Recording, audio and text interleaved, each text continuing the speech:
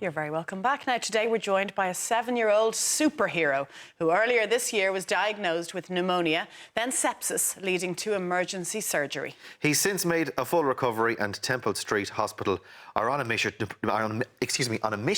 to provide every sick child in Ireland with the highest standard of care. Joining us this morning to share Callum's story is his mum Jennifer, along with Dr. Kathy Gibbons from Temple Street Children's Hospital. Good morning to you all. Good morning. Hi, Callum. Thank you. Hi, Callum. Hi.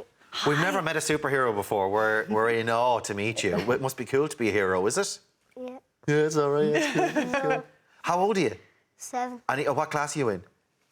I'm in second. You're going into second class? Yeah. Right, and you're fighting fit. You seem like in really good form now, but you were quite sick. Jennifer, tell us how it started, or how did it initially begin? So Callum became ill in February, about 2 weeks before Valentine's Day. Okay.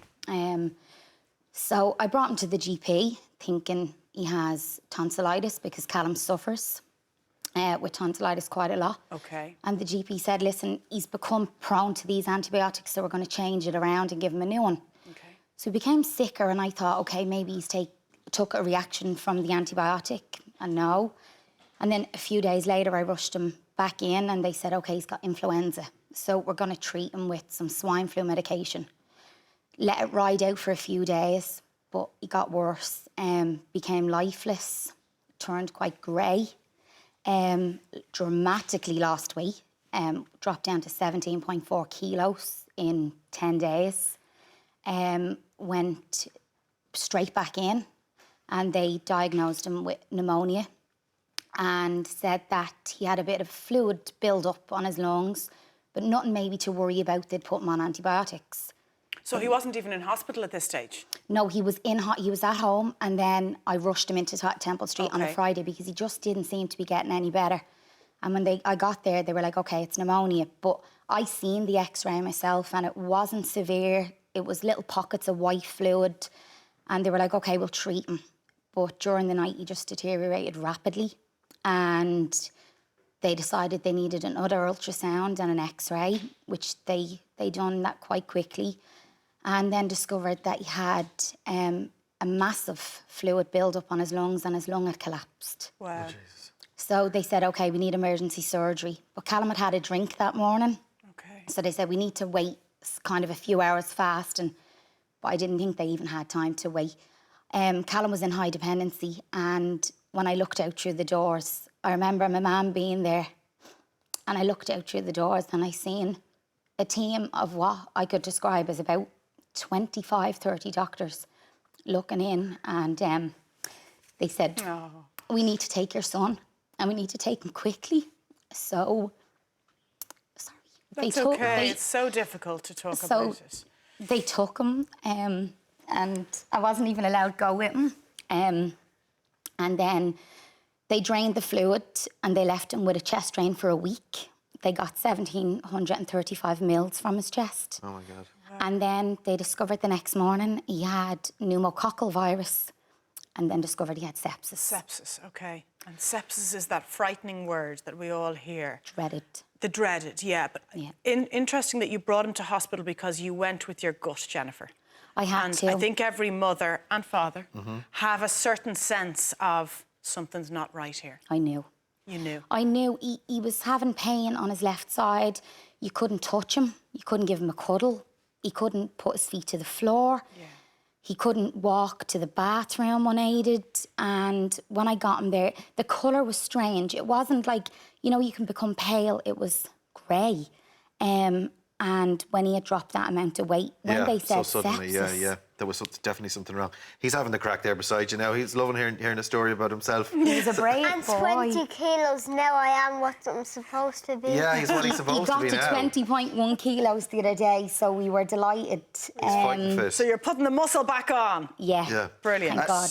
Kathy, you're joining us from Temple Street Children's Hospital. You're very welcome. Tell us about sepsis and what, you know, for parents that are watching, what should they be watching out for? So I always think it's easier to understand sepsis if you understand how we normally respond to an infection. So if, like Callum had, a normal chest infection or a tonsil infection, normally our immune system looks at that and goes, oh, I know what that is. and starts a really organised response to that. Yeah. And we deal with it, and we get the help of an antibiotic, and we get better, and we move on with our lives. Yeah, that's what was happening for Exactly. him. Yeah. The perfect storm that was set up with Callum and with a lot of children with sepsis is a weakened immune system, which the flu did. Right. So it made it a little harder for his body to make the right choices about how to respond. A really nasty bug, which the pneumococcal bacteria is, that makes it really hard for the body to respond accurately and appropriately. And finally, those bacteria getting into your bloodstream. And we call that septicemia. And at that point, the body kind of has a teenage angst response to infection and loses the plot and sends a huge amount of signals out there that are not supposed to be there. And it's the body's own overreaction to infection that leads to all the signs of sepsis. And we see a huge amount of strain put on the organs, in particular the heart. Oh, bless you. Bless you. Pardon you. And if you can't generate a blood pressure, if you can't deliver oxygen and nutrients to the body, your organs start shutting down. And that's where our symptoms for sepsis come from. OK, we've just had a graphic on screen of the sepsis symptoms, but maybe take us through a few obvious signs. I always think it's easier to think from the top to the bottom. So Jennifer gave a really nice you actually gave a lot of the symptoms there. So if you think about the brain, not getting enough oxygen and blood pressure, drowsiness, lethargy, slurred speech, confusion, little babies not waking up for their bottles or having a funny cry. If we think about the lungs not getting all the support they need, starting to quicken the breathing rate, trying to compensate, maybe grunting a little bit with the breathing, so a little on every breath, which often people think of as groaning, but is actually a sign the lungs are in trouble.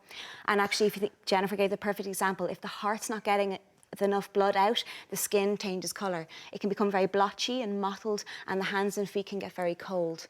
And if there's not enough blood supplied to the muscles, they can get quite sore as well, so kids don't want to walk.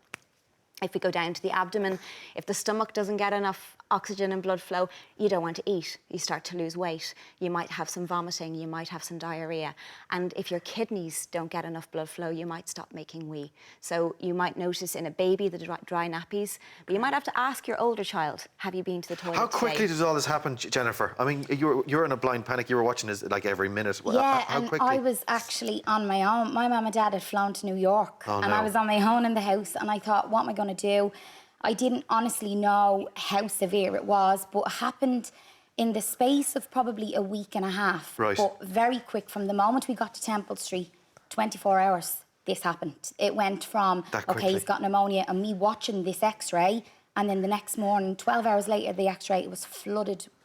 The whole thing was white, and it was all the fluid had built up in his lungs. And then the next morning, they actually said you're under a team of microbiologists. So scary. And so scary. There is a machine that Temple Street need, just very briefly before we run out of time, Cathy. Yeah. And we're fundraising for that. Yes. So Jennifer's done, and Woody's have done a great job fundraising for an ultrasound machine that's portable. This is a special machine we can take onto the wards to help children like Callum who need a lot of antibiotics, to help find their veins, to put special drips in.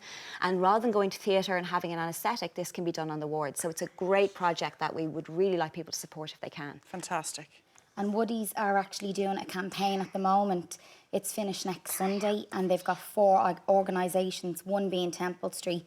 If anyone wants to donate, it's on social media and it's on their Woody's page. Brilliant. And also, I'd like to say thanks to 2 people, Super Value in Northside, who I work for, who've raised a lot of money for this, and Snickers Workwear, who also have raised a lot of money. Awesome. Callum, were they your Pokemon cards or your football cards on the screen there? Pokemon cards. You have to get a packet of Pokemon cards on the way home. Oh, you have to. You were amazed on the telly this morning. Like 3 tins of them. You're kidding? 3 tins already. I know. With GXs inside them. Have you got GXs? Yeah. And He's got the best ones. Awesome. I have Mewtwo. You have Mewtwo as well? Come on. A huge one. Get off the stage. A jumbo one? Yeah. Awesome. Is it a hollow? Anyway, we get into it. Guys, Wouldn't you know we both have 7-year-olds at home? good luck with the fundraising, and you can check out the website for more. Thank guys. you very much. Don't forget, if you'd like to make the donation to Woody's Heroes, which raises money for 4 Irish children's charities, you can see the website woodies.ie/heroes-2019. Do you want to do that quick wave? Callum wants to do his quick wave to his pals and his new teacher. There you go. You'd get in trouble if you didn't do that. After the break, we're back at the catwalk talking body shape. See you then.